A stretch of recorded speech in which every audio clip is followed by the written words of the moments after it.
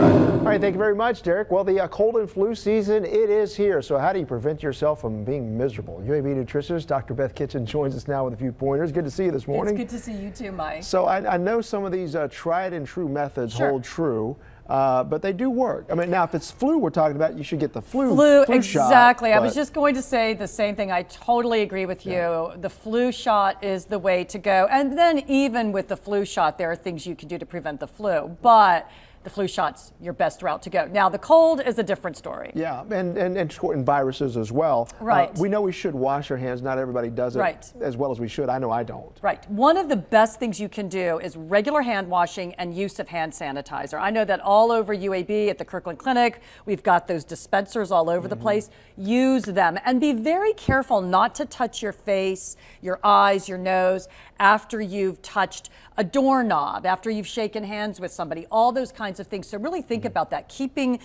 your hands down below your waist is actually a really good idea because you're picking up germs all over the place. Now, humidity affects us how?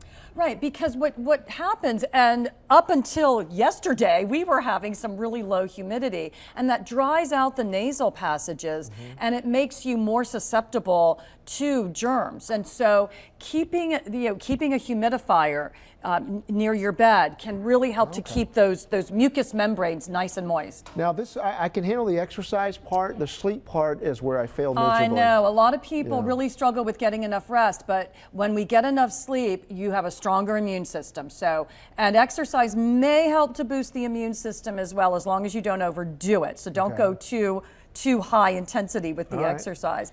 The next one a lot of people find really surprising, Socialize. Now, there's a downside to that because you might be exposed to more germs, but some studies have shown, and this is just an association, but an association between people who have more social contacts with fewer colds, and they think it's because it boosts your mood, boosts your immune system. Really? Yeah. Wow. So this one I think is interesting. I wouldn't recommend going out among people with a bunch of colds and sniffles though. Yeah, don't socialize people who have a virus, have a bug. That would be good. Zinc sulfate. Now, is this a supplement? What is this? This is a supplement, Mike, and it's a cheap one that you can get in the drugstore, and look for zinc sulfate. What you want to do with zinc sulfate, you can get it in tablets, you can get it in lozenges, look for 15 milligrams. And what you want to do is you can use this throughout the winter to helpfully lower your chances of getting a cold, or when you feel a cold coming on, start taking it and it might shorten the duration and make it less severe.